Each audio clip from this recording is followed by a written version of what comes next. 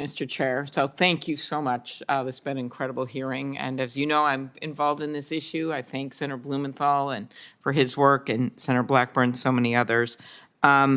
So I would agree we need rules of the road. We need rules of the road for everything from the what we're talking about here for kids to privacy to competition, because there's just no rules of the road. As Senator Kennedy has expressed, we have tried in many ways and passed a number of bills in this committee. I believe one of these days they're going to start to pass because the social media companies have stopped everything in their tracks that we have tried to do. And I think it is important, I guess I would start with that, that they are companies and they are media corporations, basically. And I try to explain to people that if you put something online or put it on one person does it, that's bad, that's one thing. But or if you yell fire in a crowded theater, okay, that's on you. But if the multiplex were to take that yelling fire and put it in all their theaters with an intercom so everyone could hear it, that's a whole nother thing. And that's a problem that hasn't been solved when it comes to these companies. They are profiting off the repeating of this information and the spreading of this information. So, Mr. Golan, I just ask you this.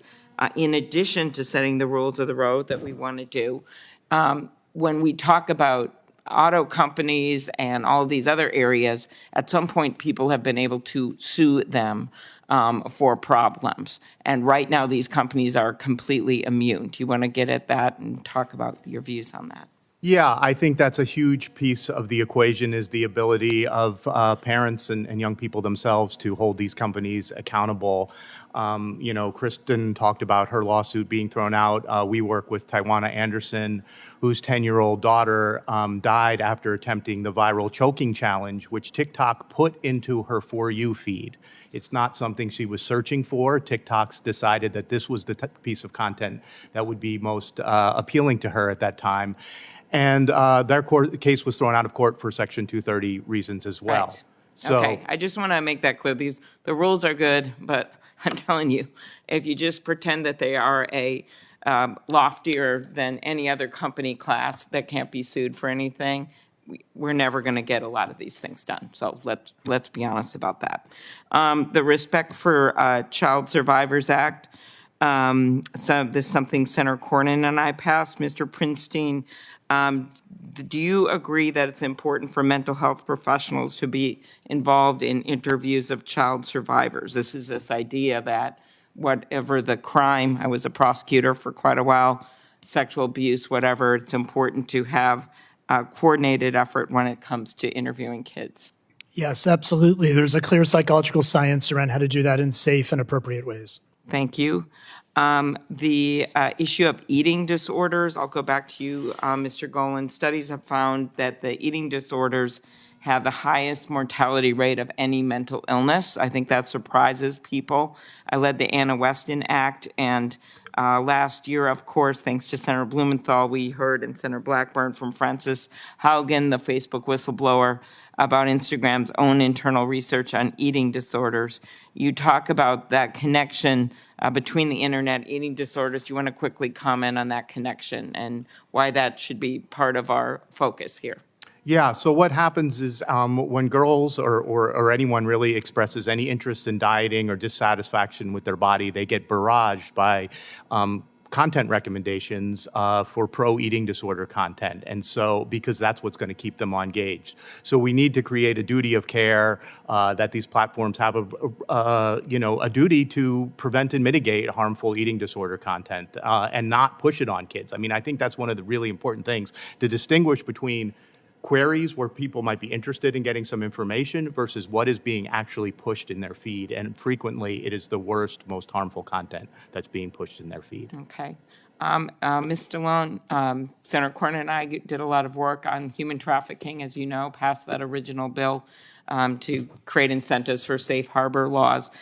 Can you talk about how the internet has changed the way that human traffickers target and exploit kids? Yes, thank you, Senator. Human trafficking and child sex trafficking in particular has certainly been fueled by online platforms and the connectivity between offenders and children. Not only does it make buyers, it makes it easier for buyers to find children who are being trafficked, but it also allows the imagery of these children to continue to circulate, and that often keeps the victims quiet and being silenced in terms of speaking up, because their images are then being transmitted online for potential buyers to locate. Okay, last question. Mr. Pizarro, thanks for your work. I have heard heart-wrenching stories of young people who've died after taking drugs. In one case, drugs they bought on Snapchat through messages. A child named Devin, suffering from dental pain, bought what he thought was Percocet, and it was laced with fentanyl. And this is off of Snapchat. As his mom, Bridget, said, all of the hopes and dreams we as parents had for Devin were erased in the blink of an eye, and no mom should have to bury their kid. Could you talk about whether or not the social media companies are doing enough to stop the sale of drugs to kids online? The social media companies aren't doing anything, period. I think that's part of the problem, and that comes to drugs as well. There's no moderation. Again, they're not looking at things specifically. They're not looking, again, you can't, from a communication standpoint, but that's what they're promoting, the social media, the interaction of people. So to my opinion, is that we haven't seen anything, and we haven't seen any help from them. All right, thank you. Thank you, Senator Klobuchar. Senator Hawley. Thank you, Mr. Chairman. Thanks to all of the witnesses for being here. Ms. Bright, I want to start with you. I want to particularly thank you for being willing to share your story.